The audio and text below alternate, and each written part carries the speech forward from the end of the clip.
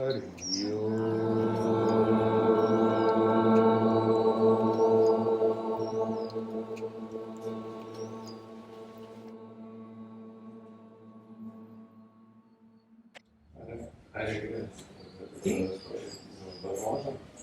You wanted to say that? He wants to say something. After that, we go to. It was only because you said you would call anything the self, like divine, and then it's just. I don't want to call myself Buddhist, but I've also been in Buddhist teachings. And they call And it there is no self. God, huh? No self. No self. And then it just sometimes makes more simple for me, because sometimes I can't locate anything. Yeah. So it makes it easier for me to call it no self than self. Okay. Then call it no self. Doesn't make sense like that, but yeah. Well, the Buddha just used the word differently. The anatma of the Buddha is not referring to what the Vedanti means with atma. So what is the difference? Can you share? Yes, the anatma of the Buddha is referring to that personality that we have created. And that personality actually is a void, is a ghost. It's only there when we think about it. And we think about it all the time, so it seems continuously there. And the real, solid reality, if we stop thinking about it, it's not there. It's a ghost that we are recreating and recreating and recreating. And the anatma of the Buddha is talking about that ghost, that me, self. And Ramana and Vedanta means with Atma, Brahma. Also the same that the Buddhist calls Shunyata.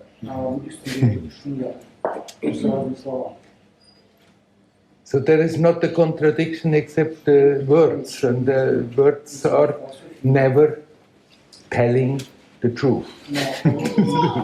No teacher ever told the truth. But all the teachings, they are simply pointing at something that cannot really be put in words. And so there are these apparent contradictions. But then great teachers like Ramana Maharshi or Nisargadatta, they kept on contradicting themselves. They would say to one person like this and to other person like that, and it was a contradiction, but they just talked to the people the way they felt what they needed to hear. And so in the religions, in the traditions, then you find all kinds of contradictions which are not really contradictions, just a different way of pointing to that one essence that cannot really be put in words. Call it Purnam, like the Vedanta, the fullness, or call it Shunyatam, like the Buddhists, they're still talking about the same thing. You are that. And if you don't want that to call it the self, then you need not give a name to it. It's not that I really care. Yeah. But it's just whatever is most helpful. Yes. Right. That sense of presence that you are aware of. When you bring your attention to the present, there is that most familiar sense of presence, that awareness of being. Prior to all our thinking, prior to all our categorizing prowess, prior to the me and the others, there is just that sense of presence. And that you can give many names, but no of the names is justifying exactly what it is. Whatever helps most, that is the best. Usually then people on a certain path, they are always busy trying to prove to everybody else that theirs is the best, the highest, the straightest, and all else is sort of lower down and going roundabout. Whatever helps you to connect that is the best way. And people are different. What functions for one does not necessarily function for another. What feels very natural and you resonate with for one, for another it may not resonate. So you have the full right to choose those expressions that help you the most to connect, and then don't make it into a problem when you hear the same words used in a very different way. Okay.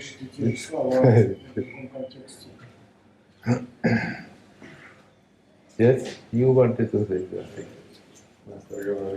Not another story, huh?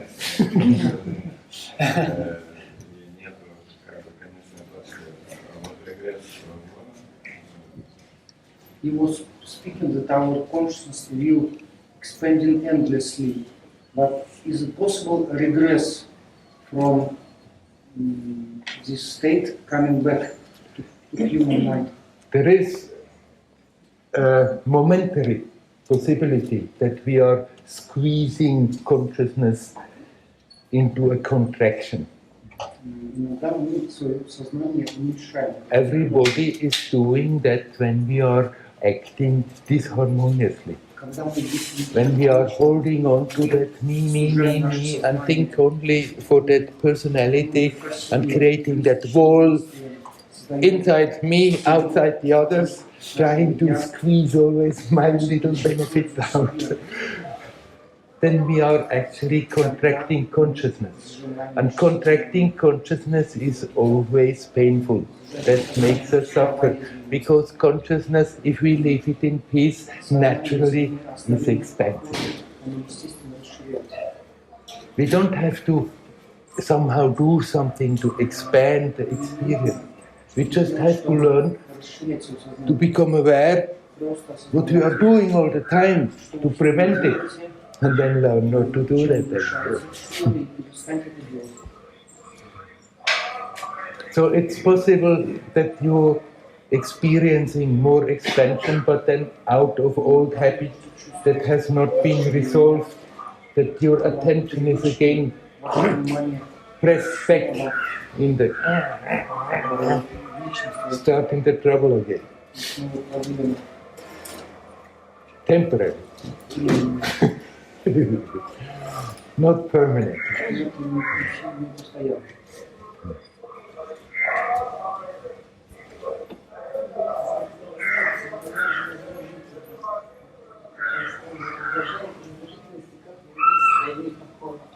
Sometimes I feel irritated about my own irritation.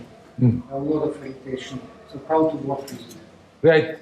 Then you get irritated, and then you get irritated about getting irritated.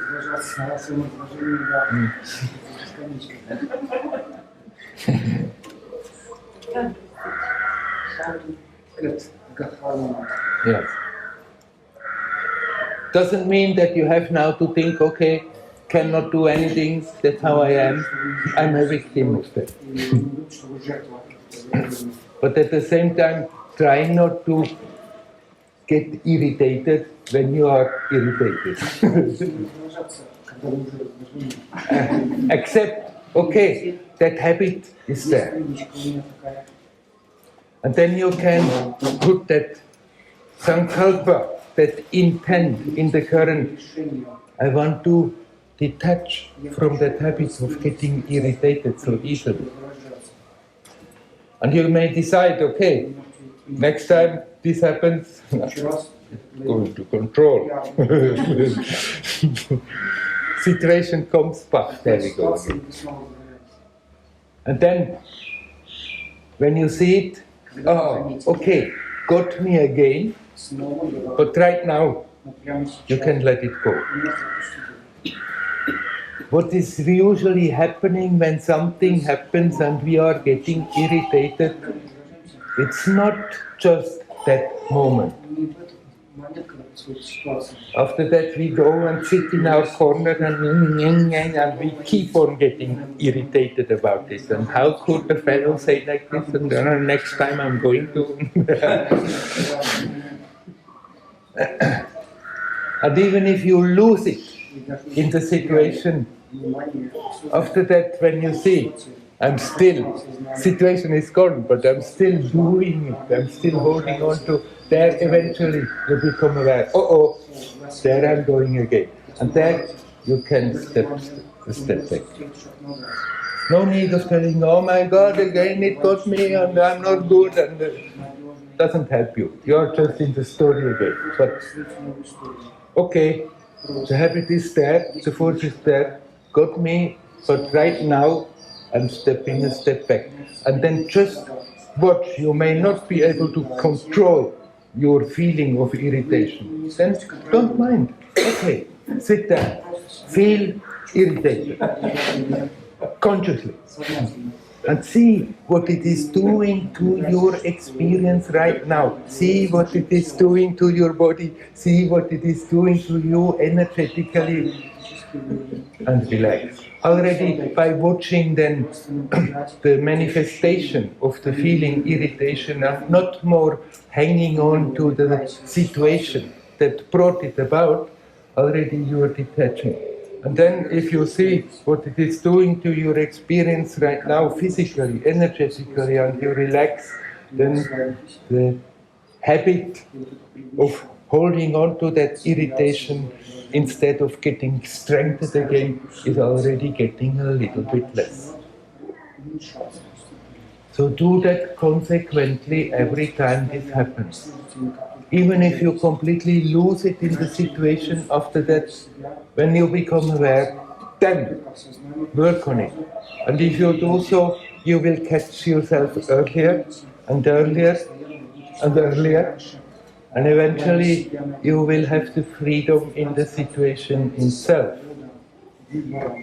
Am I now going to get irritated or not? And sometimes you may decide, yes, I'm going to be irritated, and be irritated happily, full-heartedly, and let it go. And it doesn't leave a trace. And sometimes you may feel that irritation coming, and you think, no. And you just step a step back and let it pass by like a foul smell that you don't want to hold on to.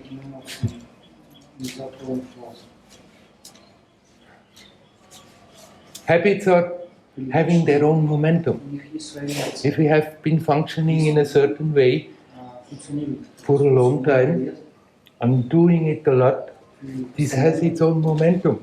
We cannot simply decide one day, okay, I'm not going to do that anymore. We can decide. We can decide as much as we want, but then the momentum of the habit will overpower the experience again.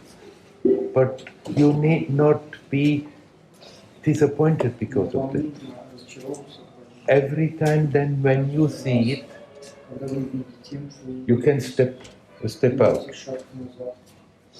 and observe what it is doing and relax instead of keeping the tension, instead of holding on to, instead of thinking I'm right, they are wrong.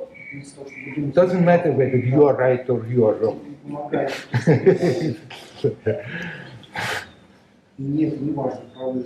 But if you work with it like this, the habit is definitely getting weaker, and eventually it's not more a problem.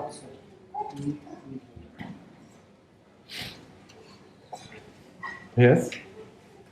I'm thinking how to say, but if I work with this awareness and understanding in my own life, then I definitely feel how there's less suffering, more acceptance, much more spaciousness. Yes? But when I meet the outside world, when I see somebody, I don't know, kicking a dog, or there's a war going on in my country, and there's so much evil and darkness, then I cannot, not take it seriously and not really feel it. And then how do you implement this high awareness, really to the earth, and really walk in it, and also with relations to other people. Right.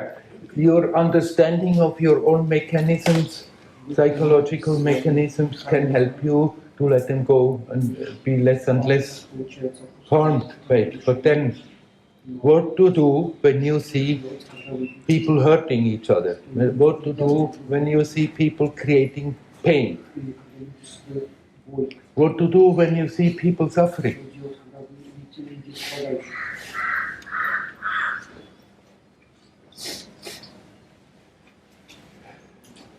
By all means, connect.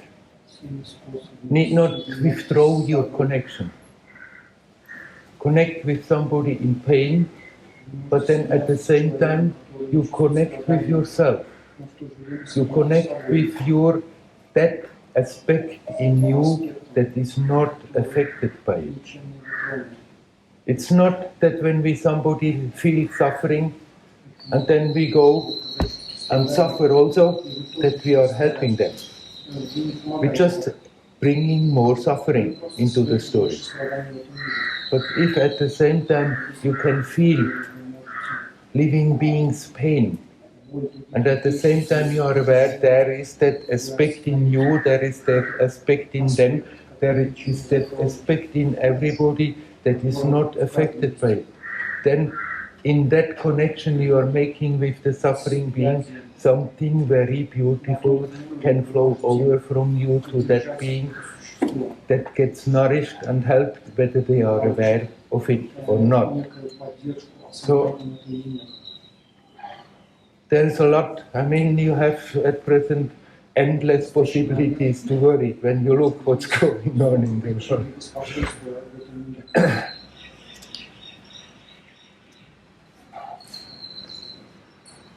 No suffering is in vain.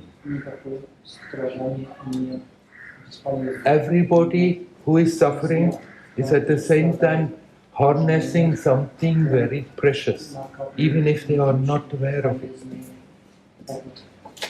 And that same being that is going through that suffering is eventually somewhere consciously reaping the fruit of that. And then at that moment, looking back and thinking, great, I went through that. That doesn't mean, I'm not meaning to say that suffering is good. Suffering is stupid.